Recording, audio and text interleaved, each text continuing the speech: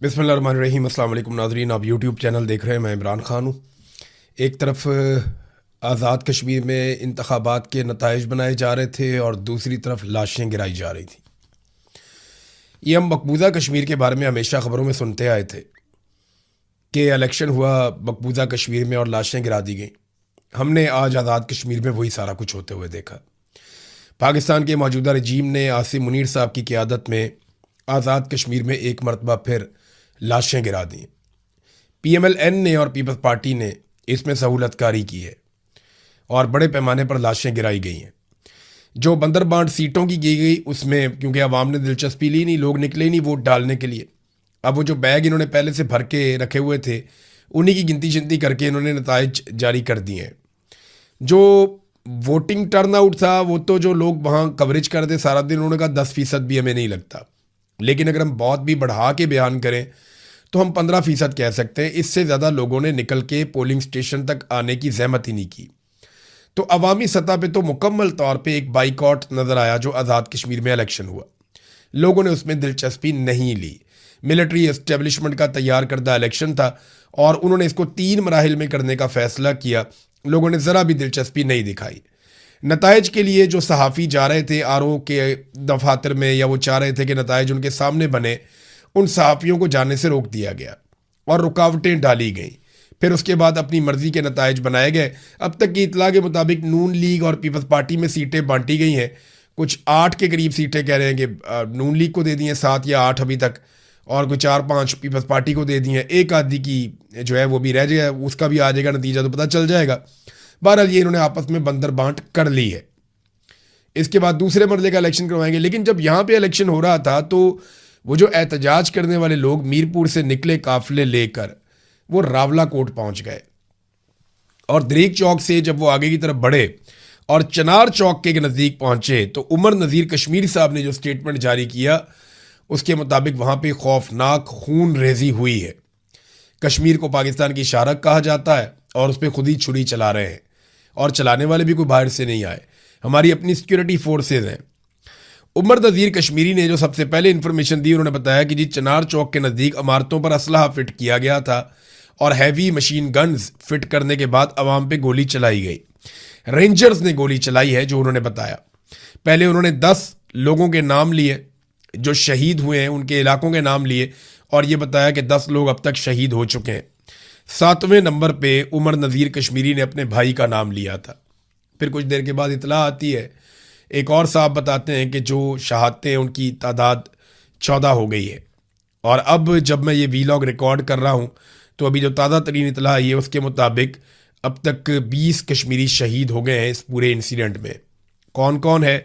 Naeem but हैं कोटली आज़ाद कश्मीर से, दूसरे शहीद उस्मान नज़ीर, तीसरे निसार अहमद, चौथे काशिफ याकूब, 5वें सरदार फ़िदा हुसैन, छठे मुजम्मल, 7वें बासित शाह, 8वें फ़हीम अफजल, 9वें कामरान मुश्ताक, 10वें ज़रगाम खलील, 11वें साकिब हनीफ और 12वें साकिब इसहाक, अरील असगर 13, 14 उस्मान गुल, 15 जफ़ीर पहलवान, 16 निसार शाहीन, 17 ख्वाजा इब्रार लतीफ़, कामरान हफीज़ और फैसल साबिर। तो इस तरह ये लोग, अली हुसैन, ये लोग शहीद हो गए हैं। 20 के करीब नाम अभी तक मेरे पास आए और ये आज़ाद कश्मीर से दोस्तों ने भिजवाए हैं। बहुत सारे लोग ज़ख्मी भी हुए हैं जो अस्पतालों में। एक अफसोसनाक बात यह है कि सिक्योरिटी फोर्सेज ने पहले इन लोगों पे बिला इश्तियाल फायरिंग की। इन लोगों के पास हथियार नहीं थे, ये निहत्ते जा रहे थे और ये बात उमर नज़ीर कश्मीरी ने खुद बताई भी कि हमने लोगों से दरख्वास्त की थी कि कोई भी हथियार लेकर नहीं जाएगा। निहत्ते लोगों पे गोली चलाई गई है। उमर नज़ीर कश्मीरी का भाई शहीद हुआ है। उसने जब शोहदा के नाम लिए तो 7वें नंबर पर अपने भाई का नाम भी लिया और बताया कि ये मेरा भाई था। लेकिन बड़ी सब्र के साथ, बड़ी इस्तिकामत के साथ, साबित कदमी के साथ उन्होंने शोहदा के नाम लिए और बड़ी होशमंदी के साथ उन्होंने आगे के लाएमल का ऐलान किया कि हम आगे बढ़ेंगे, हम पीछे नहीं हटेंगे, हम अपने मौक़िफ़ से पीछे नहीं हट सकते, हम हक़ पर हैं। हमारे जो लोग शहीद हुए, हमारा ईमान है कि अल्लाह ताला उनके लिए अच्छाई वाले मामलात करेगा। बड़ा पहाड़ जैसा सब्र और हौसला दिखाया उमर नज़ीर कश्मीरी ने। जब ऐसे लोग होते हैं ना फिर लोग पीछे नहीं हटते। सिक्योरिटी फोर्सेस का मुहासरा तोड़कर गोलियां खाते हुए अपने सीने पेश करके ये लोग पहुंच गए शहर के अंदर और जिस मंजिल पे इन्होंने जाना था वहां तक पहुंच गए। अब आगे का फासला ये लोग पैदल तय करेंगे। वजह यह है कि गाड़ियां इनकी रोक दी गई हैं, तबाह कर दी गई हैं और इनको गाड़ियों की सहूलत भी उस तरह मुयसर नहीं है। तो अब कश्मीरी बड़े पैमाने पर पैदल मार्च करेंगे और इसमें उनको 4 दिन भी लग सकते हैं, 5 भी दिन लग सकते हैं मुजफ्फराबाद जाने में। तो कश्मीरियों के लिए एक बहुत बड़ी रिस्पॉन्सिबिलिटी और एक बहुत बड़ी तहरीक ये बन चुकी है। चंद दिन पहले तक हमारे मीडिया के जो दोस्त भारत में नौजवानों के हक में आवाज़ बुलंद कर रहे थे वो इस पे बात नहीं कर पा रहे। पाकिस्तान के मीडिया पे कश्मीरियों का खून बह रहा है, कोई टिकर भी नहीं चल रहे, कोई खबर नहीं चल रही, कोई ब्रेकिंग नहीं आ रही, कोई पाकिस्तान का मीडिया ये खबर देने के लिए तैयार नहीं है। बल्कि अलीम खान को शिकस्त हुई बदतरीन इस इलेक्शन में और उसका चैनल बदला ले रहा है कि जनाब ये शरपसंद थे। जत्थे कहकर मुखातिब किया जा रहा है, मुसल्ला जत्थे कहा जा रहा है, शरपसंद कहा जा रहा है कि इन्होंने 2 पुलिस वालों को ज़ख्मी कर दिया। ये 20 लाशें नज़र नहीं आती, बहुत सारे ज़ख्मी दर्जनों अस्पतालों में पड़े हुए वो नज़र नहीं आते। अवाम के ऊपर सीधी गोली चलाई गई है। ऐसा लगता है कि एस्टेब्लिशमेंट लोगों के इलेक्शन के बाइकआउट का बदला ले रही थी कि मारो इनको गोलियां, ये हमारे हुक्म की खिलाफ वर्जी करते हैं। नाजरीन, जिन लोगों से मेरी बात हुई आज़ाद कश्मीर में, वो ब्रिगेडियर फाइक को और आईजी लियाकत को जिम्मेदार करार दे रहे हैं कि ये 2 लोग बेसिकली रिस्पॉन्सिबल हैं जो भी कत्लेआम आज़ाद कश्मीर में अब तक हुआ है। 50 के करीब लोग पहले शहीद हो गए थे, 20 लोग अब शहीद हो गए हैं, लगभग 70 के करीब लाशें और बहुत बड़े पैमाने पे ज़ख्मी हैं, बहुत बड़ी तादाद में ज़ख्मी हैं। रावला कोट को लहू लहान कर दिया। पूरे पाकिस्तान को इसके ऊपर आवाज़ उठानी चाहिए। मुझे अच्छी तरह याद है, आज से चंद दिन पहले मेरी ज्वाइंट अवामी एक्शन कमेटी के लोगों से बात हो रही थी तो इन्होंने मुझे एक बात कही थी कि इमरान भाई, ये बात आप याद रखिएगा कि इस लड़ाई में या तो हम जीतेंगे, अपने हकूक़ लेंगे, या हम मारे जाएंगे। लेकिन अगर हम मारे जाए ना तो आप हमें भूलने मत दीजिएगा, लोगों को बताइएगा कि हम अपने लोगों के लिए मारे गए। हमें पता है कि हम इसमें शहीद कर दिए जाएंगे, हम इस बात को जानते हैं। हमने अपने हाथों से लाशें उठाई हैं, आइंदा हो सकता है कि हमारी लाशों को हमारे लोग उठाकर ले जाएं। हम या तो कामयाब होंगे या शहीद कर दिए जाएंगे, हमारे पास और कोई रास्ता नहीं बचा। लेकिन वादा करें आप हमें भूलेंगे नहीं, हम अपने लोगों के लिए जाने दे देंगे, हमारे बाद आने वाले हमारी तहरीक को जिंदा रखेंगे। लेकिन कश्मीरी एक दिन अपना हक ले लेंगे, हम पीछे नहीं हटेंगे। ये बातें इन्होंने मेरे से की थी। मैं उस वक्त सोच रहा था कि ये इस नहज पे मामला पहुंचा क्यों। वो इसलिए कि जिद है, हठधर्मी है एक आदमी की कि पाकिस्तान में मेरा सिक्का चलेगा, मैं निज़ाम को चलाऊंगा। एक इदारा ये सोचता है कि वो पूरे मुल्क को कंट्रोल करेगा, तो फिर मुल्क का यही हाल होगा जहाँ जमहूरियत नहीं है, इंसानियत नहीं है। और आप इल्ज़ाम लगा देते हैं कि ये जनाब दुश्मन के आला-ए-कार हैं। कभी कहते हैं राह के एजेंट हैं। आपको राह तोते पसंद है ना, जो आपकी ज़बान बोले, जो आप कहें फरफर बोलने वाले तोते आपको पसंद है। या तो कोई शख्स आपके लिए राह तोता बन जाए, बोलता रहे, नहीं तो फिर आप उसको राह का तोता करार दे देते हैं या राह का एजेंट करार दे देते हैं। इतनी औकात है पाकिस्तान के इदारों की और पाकिस्तान के सिस्टम की, क्योंकि या तो ये कहते हैं कि आप हमारे लिए काम करें, अगर आप हमारे मफाद के खिलाफ जाएंगे तो हम आपको दुश्मन करार देके मार देंगे या गायब कर देंगे। और आज हम उसका एक और अमली मुजाहरा देख रहे थे। सेनेटर मुश्ताक ने ऐलान किया है कि वो रावला कोर्ट के लिए निकलेंगे सुबह 10 बजे इस्लामाबाद से। तो लोगों को उनके साथ जाना चाहिए। अब होना ये चाहिए कि अवाम को एहतजाजी रैलियां निकालनी चाहिए, आवाज़ बुलंद करनी चाहिए। मौलाना फजलुर रहमान साहब को भी इनके साथ जाना चाहिए, पीटीआई को भी इनके साथ जाना चाहिए, बाकी पॉलिटिकल पार्टीज़ को भी आज़ाद कश्मीर रावला कोर्ट जाना चाहिए। उन लोगों की लाशें वहाँ पड़ी हुई हैं, वो लोग ज़ख्मी पड़े हुए हैं, कोई तो उनको हौसला देने जाओ। ये बंदूक वाले तो पागल हो गए, इनको तो समझ ही नहीं आ रही, ये तो मुल्क का बेड़ा गर्क कर देंगे। 71 में भी मामला इनके हाथ में आया तो मुल्क टूट गया था, आज फिर मामला इनके हाथ में है। सियासतदानों को आगे आना पड़ेगा, मामला अपने हाथ में लेना पड़ेगा, वरना ये लोग एक मरतबा फिर हमारे साथ बहुत बड़ा खिलवाड़ कर जाएंगे। बंदूक वालों का दिमाग काम नहीं कर रहा, तो जो सियासतदान है, सिविलियंस हैं, वो आगे बढ़े और जाकर जख्मों पे मरहम रखें। ये नमकपाशी का वक्त नहीं है। अवाम को एहतजाजी रैलियां करनी चाहिए, ताजरों को खड़ा होना चाहिए, ट्रांसपोर्टर्स को खड़ा होना चाहिए, वकला को इस मामले में एहतजाज करना चाहिए अपनी अपनी अदालतों में, तालिब इल्मों को बाहर निकल के आवाज़ बुलंद करनी चाहिए। ओवरसीज़ पाकिस्तानी, बल्कि मेरा उनसे रब्ता हुआ, वो बहुत बड़े पैमाने पर एहतजाज प्लान कर रहे हैं। जैसे माजी में उन्होंने एहतजाज किया, वो उससे भी बड़ा एहतजाज करने जा रहे हैं। उनका ये कहना है कि वो अपने भाइयों को इस मुश्किल वक्त में अकेला नहीं छोड़ेंगे। सोशल मीडिया पे आप ज़रूर आवाज़ उठाएं, जितनी आवाज़ उठा सकें, थोड़ी उठाएं, ज़्यादा उठाएं, लेकिन आप सोशल मीडिया पे भरपूर आवाज़ उठाएं। ज़ख्मियों को अस्पतालों में जाकर इलाज नहीं करवाने दिया। वो जो ज़ख्मी लोग अस्पतालों में जाते थे, अस्पतालों के ऊपर भी कब्जा किया हुआ था कि लाजमी बात है इनको गोलियां लगेंगी, ज़ख्मी होंगे, ये अस्पतालों में आएंगे। अब जो लोग अस्पतालों में जाते हैं तो वहाँ ये होता है कि सबसे पहले तो लाशें कब्जा कर ली जाती हैं, लाशें वापस नहीं दी जाती, ताकि लाशें मिलेंगी तो रोला पड़ जाएगा, पता चलेगा कौन कौन शहीद हो गया और वो लाशें दुनिया के सामने भी आएंगी। लिहाजा सबसे पहले लाशों पे कब्जा कर लिया जाता है। ये हमारा यहाँ पे पसंदीदा काम है। कत्लेआम के बाद वो पुरानी वाली लाशें मांग रहे हैं कि जी वो भी हमारे हवाले की जाए। उनके मुतालबात में से एक मुतालबा है। दूसरा, जो ज़ख्मी जाते हैं, ज़ख्मियों को और उनके साथ आने वालों को गिरफ्तार कर दिया जाता है और उन्हें बाद औक़ात मुंतकिल कर दिया जाता है दूसरे शहरों में। ये बड़ी अनफॉर्चुनेट सिचुएशन है कि अस्पतालों के ऊपर भी कब्जा कर दिया गया कि लाशें गायब कर देंगे। रावला कोर्ट में बर्बरियत पे कोई खबर नहीं चलाई मीडिया ने। ये इंतहाई अफसोसनाक चीज़ है। मरियम नवाज ने सेलिब्रेशन शो कर दी।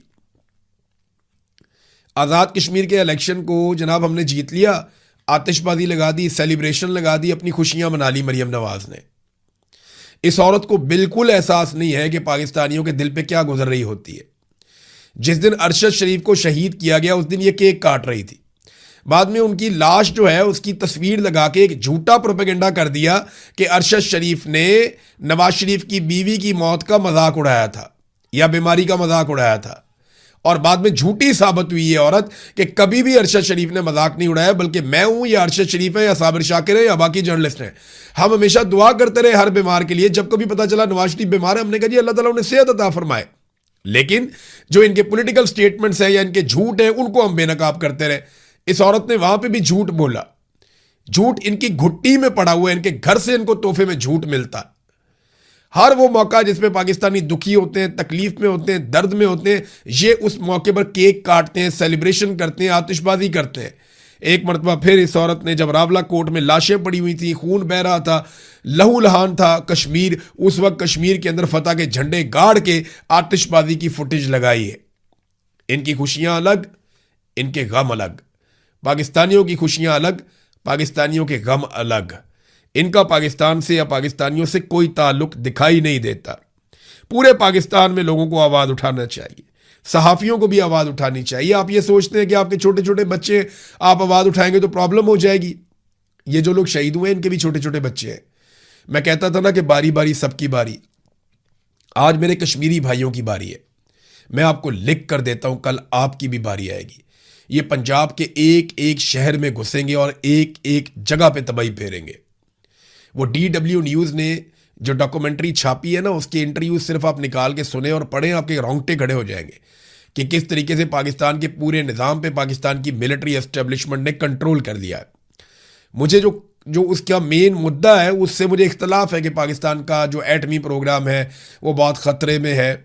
मुझे लगता है कि वो गैर ज़रूरी है और ये पुराना प्रोपेगेंडा है। लेकिन पाकिस्तान की मिलिट्री एस्टेब्लिशमेंट ने पाकिस्तान की पूरी इकॉनमी को कंट्रोल में ले लिया है, ये बात बिल्कुल ठीक है।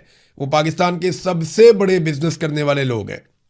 पाकिस्तान में सबसे वसी कारोबार उन्हीं का है और आज उन्हीं का कंट्रोल है सारी चीज़ों के ऊपर। कोई उनका कारोबार में मुकाबला नहीं कर सकता, ये बात हकीकत है।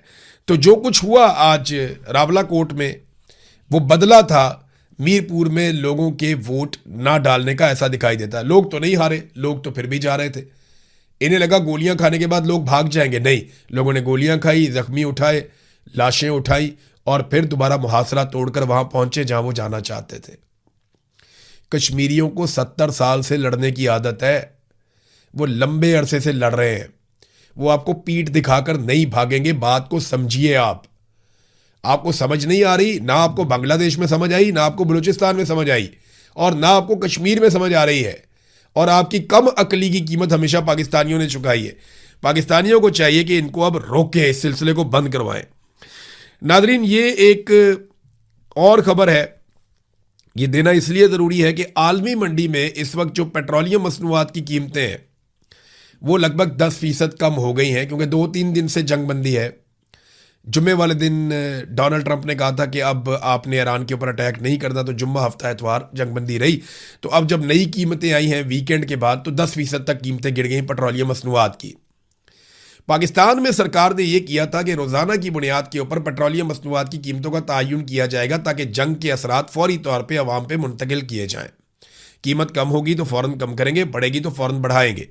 अब ये जो आलमी मंडी में कीमतें कम हुई हैं, इनके नतीजे में लगभग 40 रुपए के आसपास फौरी तौर पे पेट्रोलियम मसनूआत की कीमतें कम होनी चाहिए थी, 40 रुपए के आसपास।